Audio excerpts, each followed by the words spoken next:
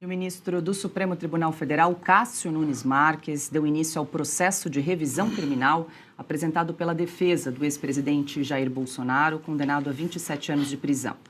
O ministro ampliou de 10 para 20 dias o prazo para que a Procuradoria-Geral da República se manifeste sobre o caso. Segundo Nunes Marques, a medida foi tomada por causa da complexidade do processo.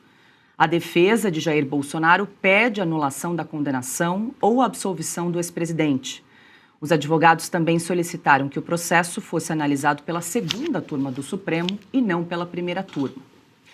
André Marcília, boa noite, seja bem-vindo. O ministro Nunes Marques, então, deu sequência a esse pedido de revisão criminal, que a gente lembra que é um recurso, né, utilizado aí para tentar reverter condenações judiciais que já transitaram em julgado, ou seja, quando não cabe mais recurso, que é o caso justamente do ex-presidente Jair Bolsonaro, condenado a 27 anos de prisão. Boa noite. Boa noite, Paula.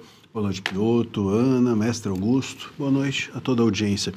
A revisão criminal, só para, como você bem disse, Paula, quando já há o trânsito em julgado, ou seja, quando não cabe mais recurso, vem a revisão. A revisão ela discute nulidades possíveis no processo, injustiças, etc., no trâmite, né, no curso do processo.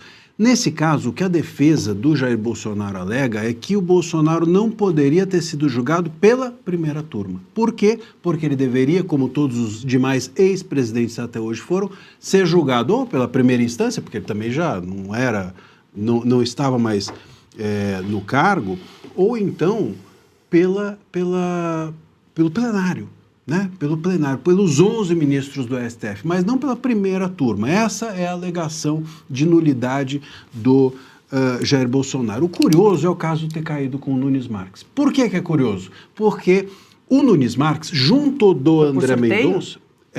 No sorteio caiu com o Nunes Marques. E o Nunes Marques, junto do André Mendonça e do Fux, eles na segunda turma já entenderam para outros réus do suposto golpe, entenderam que realmente eles não deviam ser julgados pela primeira turma. Isso é regulado pela legislação, Marcília? É regulado pelo regimento interno do STF, né? Então, a depender da complexidade do caso, uma turma ou o plenário julgam os casos. Mas eles aqui se basearam nos precedentes. Nenhum ex-presidente foi julgado pelo STF em turma, e sim sempre no plenário, pela complexidade do caso.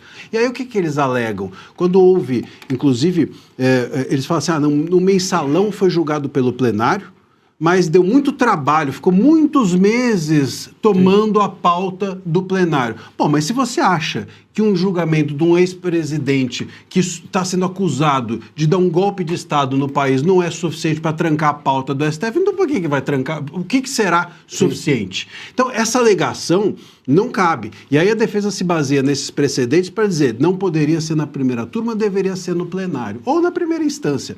E o Nunes Marques, o André Mendonça e o Fux já disseram que isso era nulo mesmo para mais de 20 réus. Mais de 20 réus do dia 8 já tiveram as suas decisões alteradas por essa trinca de juízes com esse mesmo entendimento. Então, se o Nunes Marques aplicar para o Bolsonaro a mesma coisa que aplicou para outros réus do dia 8, ele deveria anular o julgamento do Jair Bolsonaro.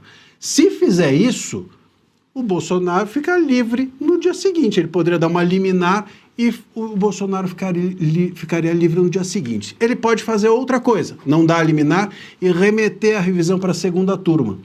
Na segunda turma está ele, está o André Mendonça, o Fux e está também o Gilmar, né? São 4.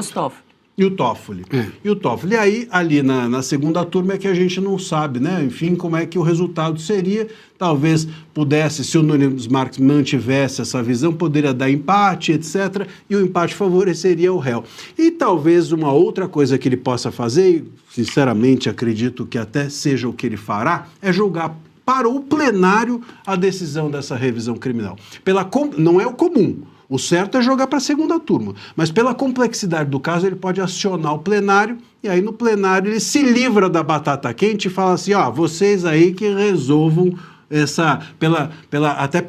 pelos desdobramentos que isso pode ter, vocês no plenário é que resolvam a questão. Mas já está olhando para a capa do processo daí. Já está olhando para a capa do processo e está olhando também para a sua própria situação. Sim. Porque ele talvez não queira perder a coerência em relação aos outros casos, mas não queira entregar a chave da liberdade tão explicitamente para o Bolsonaro e jogue para o plenário. Se isso acontecer no plenário, o Bolsonaro não tem maioria. E aí o caso vai morrer na água, né, digamos assim. Mas será claramente algo relevante para a rediscussão até mesmo das nulidades do processo envolvendo o Bolsonaro. Pois é, porque na primeira turma a gente já sabe o que pensam os juízes, porque foram eles que condenaram Jair Bolsonaro, com exceção de Luiz Fux, que na sequência, a gente lembra, pediu para ser transferido para a segunda turma do Supremo, Adalberto Piotto. E por Boa isso, noite, seja bem-vindo. Perdão, só para complementar, e por isso que inclusive vai para a segunda turma, porque a primeira já julgou, então é a segunda que deveria avaliar. E aí tem uma outra discussão, se for para o plenário, os juízes da primeira turma podem votar, ou se for para a segunda, o Fux, que votou na primeira, poderia votar. Então tem toda uma questão complexa para a gente conseguir fazer uma contabilidade correta de quem seria o voto decisivo para soltar ou não o Bolsonaro, mas me parece que o Nunes Marques não tem uma coragem institucional de puxar, matar no peito e de forma monocrática, numa canetada com uma liminar, ou seja, uma decisão urgente, liberar Jair Bolsonaro. Piotto, boa noite. Boa noite, Paula, boa noite, Marcília, Augusto, Ana, todos que nos acompanham. Eu vou só ir a esse ponto da capa do processo. Marcília trouxe aqui informações de que o Nunes Marques e a própria segunda turma já entendeu que aquelas pessoas que foram julgadas no Supremo e na primeira turma não deveriam estar sendo julgadas lá. Esse é o entendimento. Não importa que o caso é do Bolsonaro. Porque daí, aí vem essa expressão do mundo do direito, está olhando para a capa do processo. Olhar para a capa do processo, para quem não está familiarizado com a expressão, é estar olhando quem está sendo julgado. E se você está olhando para quem está sendo julgado, então você não está julgando com a lei. Porque, pela lei, nós somos todos iguais e todos devem receber o mesmo tratamento. O ex-presidente não é diferente daqueles que já foram beneficiados por uma decisão do Nunes Marques. Nesse caso, só restaria ao ministro Nunes Marques aplicar o conhecimento e o entendimento que ele teve nos outros casos, seja com uma concessão de liminar ou a segunda turma julgar. E acabou. Não tem que mandar para o plenário. A primeira turma não entendeu que tinha que ir para o plenário. Daí deu aquelas votações de 4-1 ou 4-0, dependendo da situação, dependendo de quando até quando o Fux permaneceu na primeira turma. Ou seja, olhar para a capa do processo, nesse caso, só porque se trata do ex-presidente Bolsonaro, aí é fazer injustiça com as próprias mãos. Porque a justiça, o entendimento que ele já trouxe, e o Marcília já foi a esses pontos, é que não deveria ser julgado no Supremo, que não deveria ser julgado na primeira turma, porque o Bolsonaro não tem foro por prerrogativa de função, e houve uma mudança no entendimento da primeira turma para poder trazer esse caso para o Supremo. Ali, feito, digamos, a toque de caixa.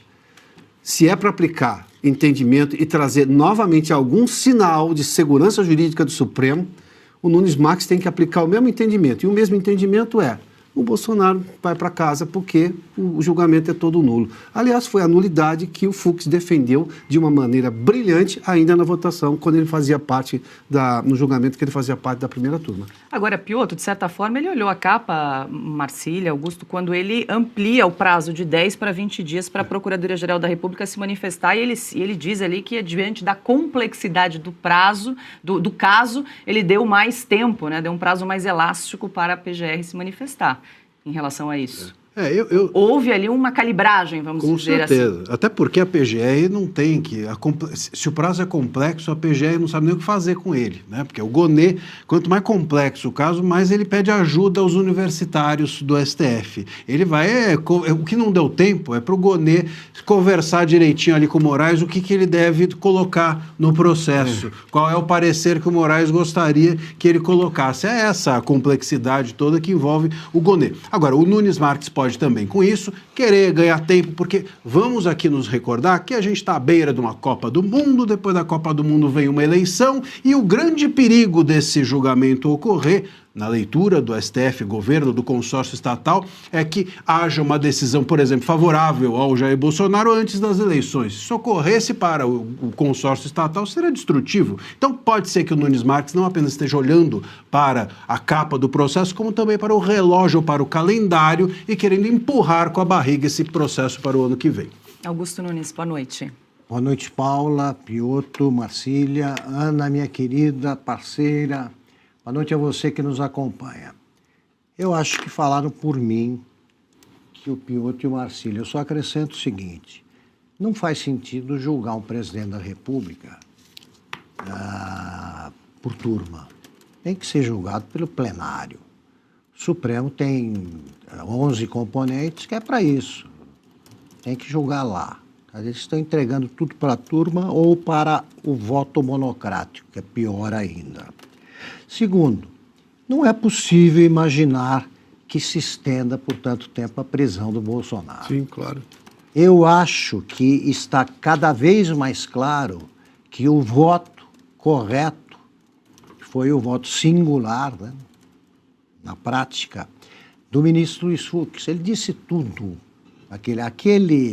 Aquele voto minucioso, correto, né, substantivo, ele deveria ser encampado pelo Supremo para encerrar esse caso. Não houve golpe, não poderia haver. Um presidente preso é um sinal de anormalidade democrática, no caso do Bolsonaro, e não pode essa situação continuar, porque o Brasil não será uma democracia plena e com um presidente preso por essa, e sobretudo por esse tempo todo. O Supremo deve entender que todas essas decisões acabarão anuladas e por isso mesmo deveria se antecipar. Se isso não acontecer, o caminho será a anistia reivindicada por ministros do Supremo que daqui a pouco serão condenados por crimes que cometeram.